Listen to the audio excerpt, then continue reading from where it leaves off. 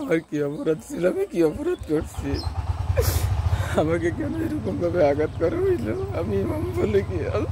নোয়াখালীর সোনাইমুড়িতে ইমামকে মারধরের ঘটনায় আটক 2। মঙ্গলবার সকালে সোনাইমুড়ি উপজেলার পৌরসভার 5 নং ওয়ার্ড মধ্যপাড়া জামে মসজিদের ইমাম মাওলানা মোহাম্মদ নোমান সিদ্দিকীর উপর হামলার ঘটনায় পুলিশ 2 জনকে গ্রেপ্তার করেছে। তিনি একই ওয়ার্ডের মধ্যপাড়া জামে মসজিদের পেশ ইমাম।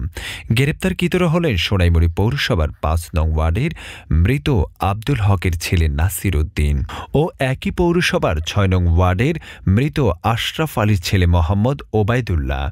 এ ঘটনায় সামাজিক সংগঠন শানে সাহাবা আহত ইমামকে সুরক্ষা ও চিকিৎসার উদ্যোগ গ্রহণ করেন।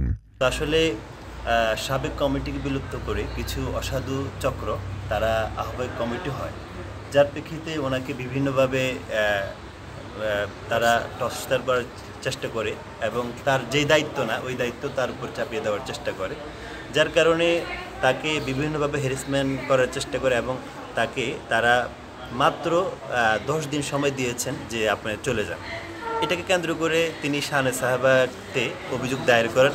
আজকে 3 ঘটিকায় কমিটির সাথে বসার কথা ছিল, কিন্তু সকালবেলায় তিনি ইমাম সাহেবের উপর আক্রমণাত্মক আচরণ করে এবং মুক্তবের বাচ্চাদেরকে বাড়িতে পাঠিয়ে দেয়, তাদেরকেও মারধর করে, এমনকি ইমাম সাহেবকে বাঁশ দিয়ে তিনি মারা আরম্ভ করে, যার প্রেক্ষিতে তিনি আহত হয়ে পড়েন। তিনি তার জীবন রক্ষার্থে থানায় চলে আসেন। তো শানে সাহাবার মাধ্যমে আমরা থানাতে অভিযোগ দায়ের করেছি। আশা করি ইনশাল্লাহ সুস্থ তদন্তের মাধ্যমে যারা অভিযুক্ত, যারা সন্ত্রাসী কায়দায় তাকে আক্রমণ করেছে তারা গ্রেপ্তার হবে। অলরেডি একজন গ্রেপ্তারে আছেন, তাকে আশা করি ইনশাল্লাহ জেল হাজতে প্রেরণ করা হবে। যখন আমরা খবর পাই তখন আমি সোনাইমুড়ি থানা ওসি মহোদয়কে আমি ফোন করি। ফোন করার পরে আলহামদুলিল্লাহ তিনি সাথে সাথে পুলিশ পাঠিয়ে নাসিরকে গ্রেফতার করে এবং কয়েকজন পলাতক আছে। তো আলহামদুলিল্লাহ আমরা প্রশাসন থেকে অনেক সহযোগিতা পেয়েছি। তিনি সাথে সাথে সোনাইমুড়ি থানা প্রশাসন গ্রেফতার করতে সক্ষম হয়েছে। এখন আমরা মামলা দায়ের করছি। তো আমরা আশা করছি বাকি যারা পলাতক আছে তারাও ইনশাল্লাহ গ্রেফতার হবে। আমরা এই মুহূর্তে ভিকটিম ইমাম মাওলানা নোমান সিদ্দিকীকে নিয়ে সোনাইমুড়ি থানায় আছি। আমরা এখানে সর্বোচ্চ বিচার তার করব, এটা নিশ্চিত। আমরা প্রশাসন থেকে সেই আশা এবং আশ্বস্ত পেয়েছি।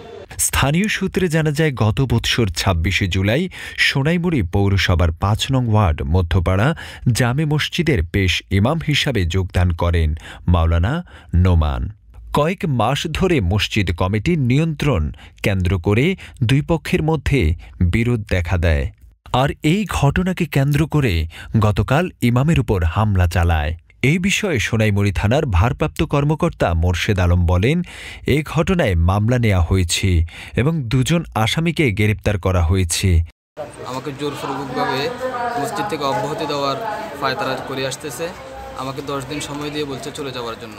আমি শুধু বললাম আমার কি অপরাধ, আমার অপরাধগুলো দেখিয়ে দেন, আমার দোষ ত্রুটিগুলো বলেন, আমি সংশোধন করব। আর যদি অপরাধ হয়ে থাকে যাতে অন্যত্র আমি যাতে অপরাধগুলো না করি, আমাকে আমার অপরাধগুলো দেখিয়ে দেন। কিন্তু না, তারা আমার অপরাধগুলো না দেখাইয়া অন্যায়ভাবে এরকমভাবে দেশীয় অস্ত্র দিয়া জোরপূর্বকভাবে আজকে আমি একটা মিটিং ডাকছিলাম আজকে 3টা বাজে এটা সমাধানের জন্য, কিন্তু তার আগেই আমাকে দেশীয় অস্ত্র দিয়ে আঘাত করে রক্তাক্ত করে এরকমভাবে আমাকে আহত করে, যার প্রেক্ষিতে আমি দীর্ঘ সময় পর্যন্ত হসপিটালে ভর্তি ছিলাম। সেখান থেকে এসে এখানে আমি এখন ওদের অভিযোগদের যারা আমার উপর আক্রমণ করছে তাদের বিরুদ্ধে আমি মামলা দায়ের করছি একজন শানে সাহাবার মাধ্যমে।